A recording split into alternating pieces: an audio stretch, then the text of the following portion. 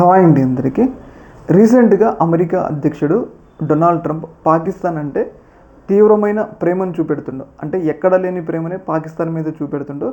అలాగే పాకిస్తాన్కి సంబంధించిన ఆర్మీ చీఫ్ అసీం మునీర్ని కూడా తన వైట్ హౌస్ పిలిపించుకొని మరి ఆయనకి ఒక డిన్నర్ ఇవ్వడం జరిగింది. అయితే ఎందుకు అంటే ఉన్నట్టుండి పాకిస్తాన్ మీద ఎందుకు డొనాల్డ్ ట్రంప్ ఇంత ప్రేమను చూపెడుతుండో అంటే రీసెంట్గా జరుగుతున్న పరిణామాలే దానికి ఉదాహరణ అనమాట. అదేంటంటే రీసెంట్గా పాకిస్తాన్ డొనాల్డ్ ట్రంప్ని నోబెల్ శాంతి బహుమతికి నామినేట్ చేయడం జరిగింది.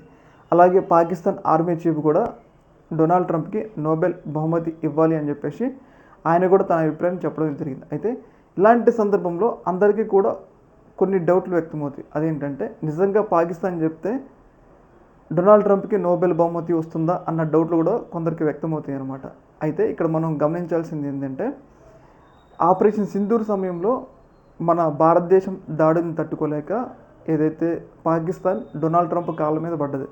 కాళ్ళ మీద పడ్డప్పుడు ఇలా ఇండియా మా మీద దాడి చేస్తుంది, మీరు జోక్యం చేసుకోవాలన్నప్పుడు డొనాల్డ్ ట్రంప్ భారతదేశంతో మాట్లాడారు. ఇలా సిచ్యువేషన్ వాళ్ళు సీజ్ఫైర్కి ఒప్పుకుంటారంట, మీరు కూడా ఒప్పుకుంటారంటే మన భారతదేశాన్ని ఆల్రెడీ చెప్పింది ఏంటంటే మేము ఆపరేషన్ సింధూర్లో ఓన్లీ ఉగ్రవాదుల్ని టార్గెట్ చేసినాం, కానీ పాకిస్తాన్ మా మీద దాడి చేయడం వల్ల మేము యుద్ధం స్టార్ట్ చేసినామని మనం ముందు నుంచి చెప్తా ఉన్నాం. అయితే ఇలాంటి సందర్భంలో కూడా యుద్ధం కొనసాగించడం ఇష్టం లేక భారతదేశం కూడా ఒప్పుకుందనమాట.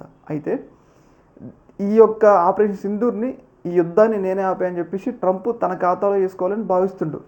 అలా భావించి రెండు దేశాల మధ్య అనుయుద్ధాన్ని ఆపాను, నేను నోబెల్ శాంతి బహుమతికి అనర్హుడిని అని చెప్పేసి ఆయన మొదటి నుంచి ఏదైతే ఆపరేషన్ సింధూర్ ఆపినప్పటి నుంచి కూడా చెప్తా ఉండు. అయితే భారతదేశం దీనికి ఒప్పుకోవట్లా, దీంట్లో ట్రంప్ జోక్యం లేదని చెప్పేసి నరేంద్ర మోడీ గారు మన భారత ప్రభుత్వం చెప్తున్నా కానీ ట్రంప్ పదే పదే ఈ క్రెడిట్ని తన ఖాతాలో వేసుకోవాలి. ఎందుకు వేసుకోవాలంటే తనకి నోబెల్ శాంతి బహుమతి కావాలి.